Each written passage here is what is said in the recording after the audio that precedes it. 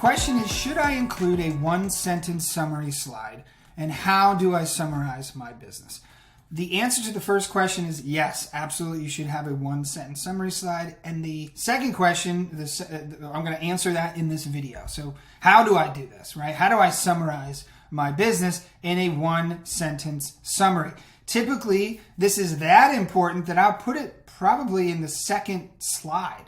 I'll have the first as a title slide and then boom, hit them with that one-sentence summary out of the gate. I'm saying it's important, but you don't have to believe me. If you look at the Y Combinator application, these are all just kind of easy fields that way. And then you get to this question, describe what your company does in 50 characters or less. You're like, oh no, that's going to be hard. And it is hard. It's not easy to kind of solidify everything you do into one sentence. But then they follow up with, what is your company going to make? It's very unemotional language. They're not asking you, how's your company going to change the world? They just say like, hey, what do you make and what do you do, right? And 50 characters or less. So obviously they want you to keep it short because think about who you're presenting this to. These are people who are very busy. They're seeing thousands of startups, especially with YC, thousands of applications. You need to feel like Jerry Maguire and say, help me help you, right? You need to be able to help them help you. And that's by being as crystal clear and as unemotional as possible. So that's what we're going to talk about today is the one-sentence summary, how to write it.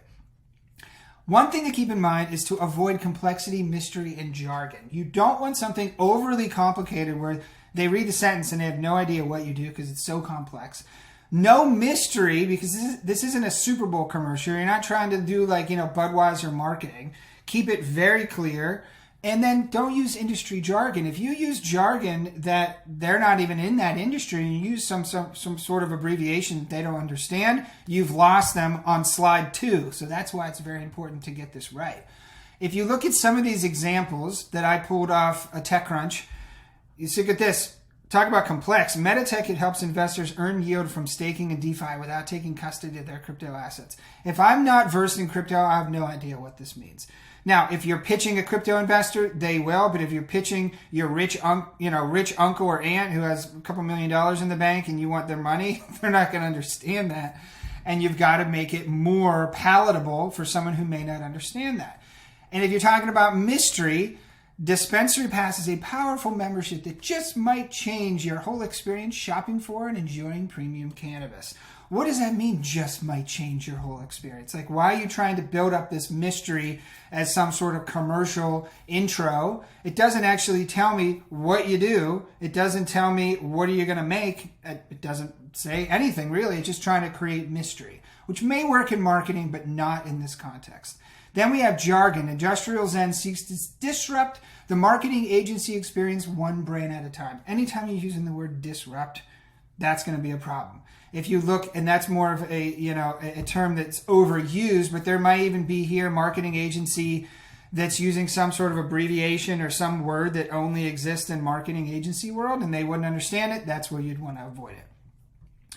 The main goal here is to avoid the words prove it coming into the investor's mind. If you say something that is overly optimistic or, hey, we're going to change the world, they're thinking in your head, prove it, right? Okay, that sounds great, but how are you actually going to pull that off? If you have that, now you're defending right from the get-go on slide 2, everything that you do now, you've got to overly explain it, and now you're in a bad position. So you want to avoid the word prove it. And that's why I said earlier on to avoid those emotional things, just make it super clear, because if you say things like, Uber is a mobile app that allows anyone to tap a button to get a ride. It's not talking about disrupting the transportation industry. It just says what it is. I'm not going to argue. I'm not going to say prove it. I'm just going to say, oh, it's an app and tap a button, right? I may say show me, but I'm not going to say prove it. Like, okay, if Uber is going to disrupt the transportation industry, I'm absolutely going to say prove it, right? So you look at Airbnb, very unemotional, very clear. It's an online marketplace that connects people who want to rent out their homes with people who are looking for accommodations in that locale. Super clear. There's nothing to argue with. There's nothing to say prove it in that sentence. This actually won an award at TechCrunch for a one-sentence summary, but Zoo Interactive is developing a mobile app to help college students find free food on campus in partnerships with organizations to increase traffic at their events. It's very clear. I'm not saying that they're going to, take over college campuses and it's going to be the biggest brand in the world and that sort of thing. Just very unemotional and clear.